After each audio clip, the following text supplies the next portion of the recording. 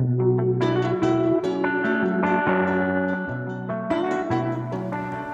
Piper community. I have a Yabo. This is my first Briar that I purchased. A little bit about myself. I used to smoke a pipe when I was a little bit younger, maybe 5 years ago or so.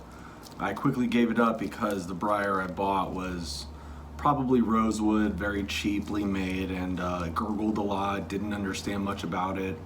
Lighten it, lit the tobacco, scorched it, smoked burn ash pretty much, the most part. It turned me off. And then recently I acquired a taste. Well, I hadn't recently acquired a taste. I had acquired a taste a while ago for cigars. I'm a previous cigarette smoker. I did vape for a time, and then I started smoking cigars, and it was wonderful. I have a friend who makes cigars. He's from the Gulf Coast of Florida. He's got a company, superb, beautiful, awesome cigars.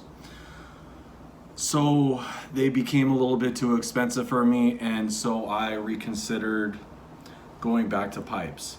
I got back into pipes using some corn cobs from Aristocob, and they were really good. They worked much better than my previous experience.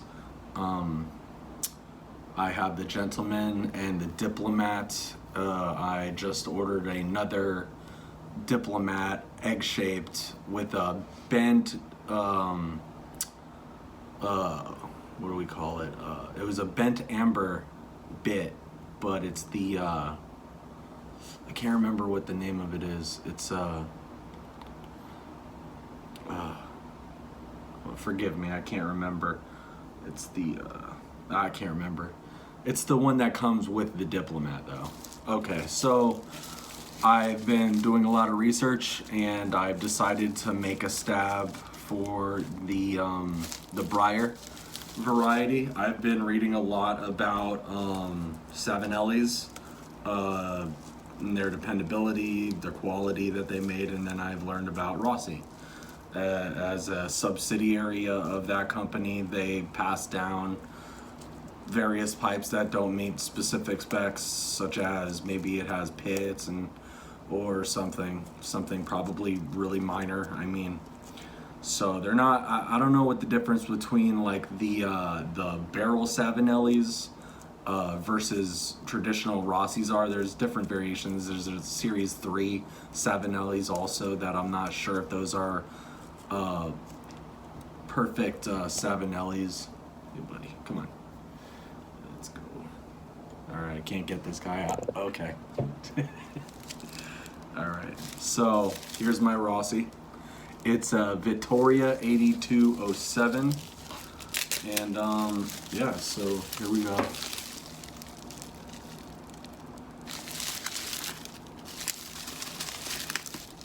This is my second unboxing in my entire life, unrelated to pipes. I also am a musician, and I have another channel, opening up a piece of equipment on that channel.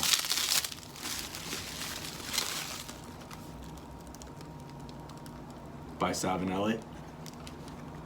Yep. Okay.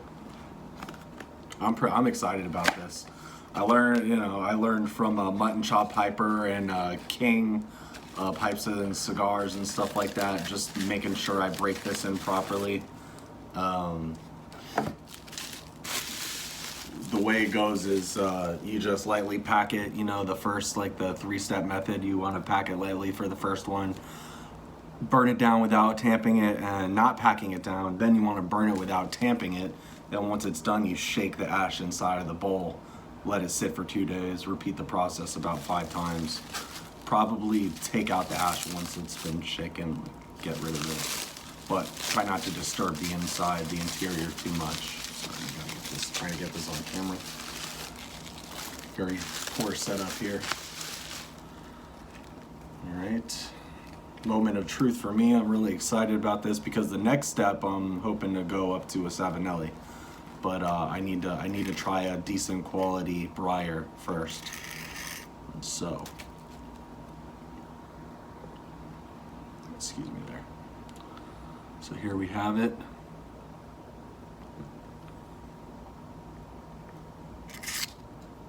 I don't know what this. Okay, it's just a sticker.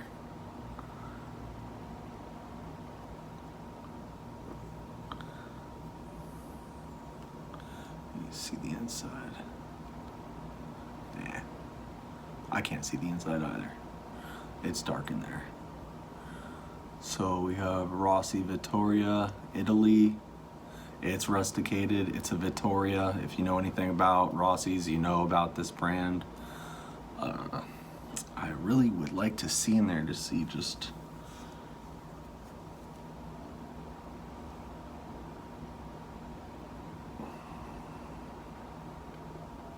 the hole looks good to me.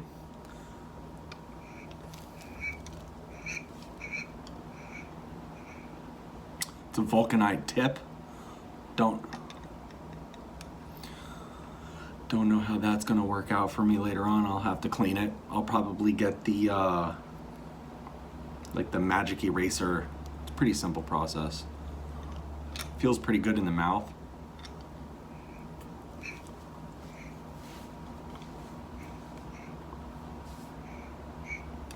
Easy enough to clench, no heavier.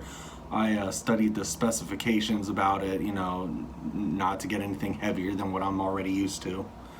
And the length is a little bit shorter than what I'm used to, which is fine. I use the breathing method frequently, and I just keep it clenched for the most part, every once in a while taking it out.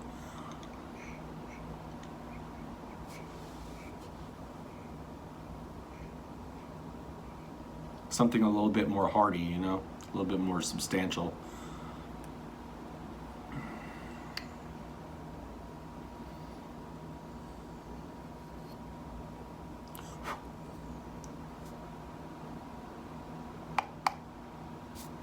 Some debris inside of there. All right, so let me see how this lines back up. I don't remember which is the way. Looks good that way. I think the other way is the way. So yeah, we're gonna keep it this way, it looks like. I like it. There.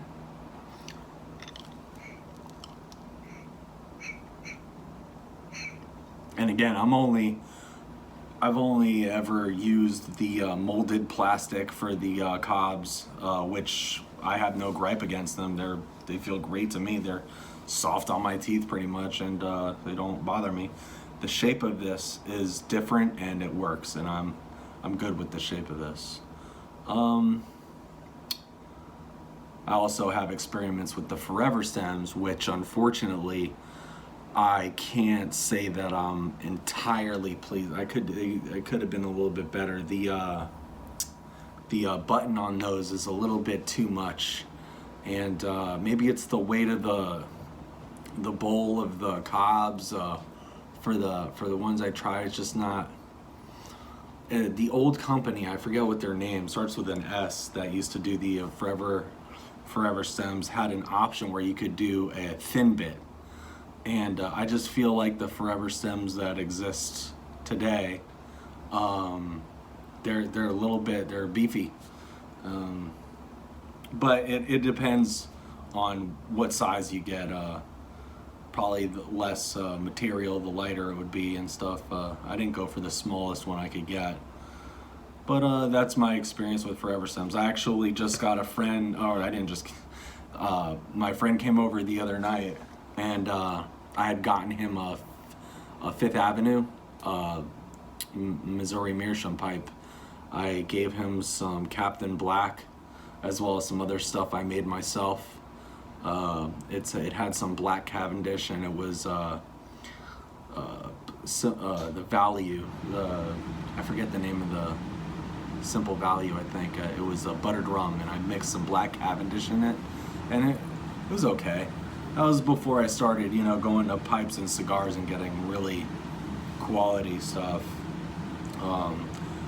And all these things I planned on reviewing. Oh, and I ended up giving him, yeah, I gave him that, and I put a forever stem in his pipe, and with the, it looked really good with his, because his is like the Diplomat, or yeah, it's all kind of blonde looking, and I gave him that blue swirl with the double, rib part here. It's nice. It was nice.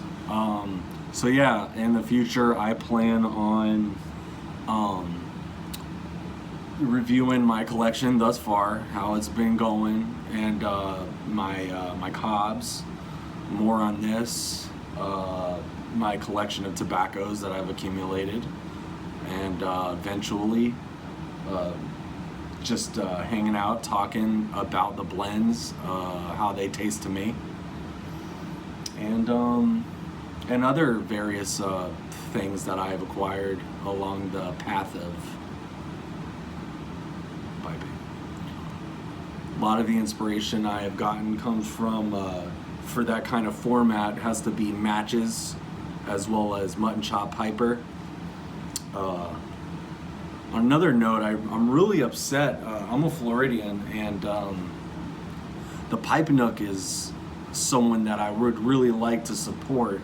They're up in Tallahassee, but they had these really nice discount Savinellis for like $55, and that's why I went for that before I looked at this Rossi, and then I found out that, I mean, maybe I was just being ignorant at the time, but I thought that I could get him to ship to me. But there's Florida statutes saying no tobacco products domestic within the state of Florida, and that just sucks.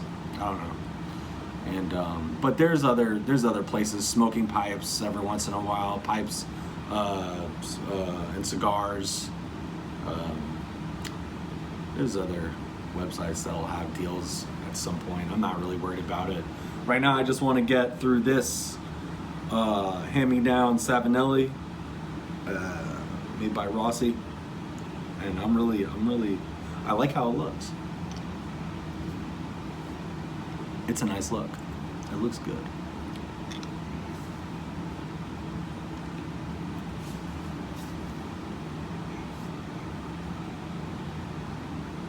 Yeah. I wish that the stem was acrylic, but yeah, I'm not complaining. I heard these are great quality, so I'm going with it. Until next time, YouTube community. I don't have an outro yet, but be well.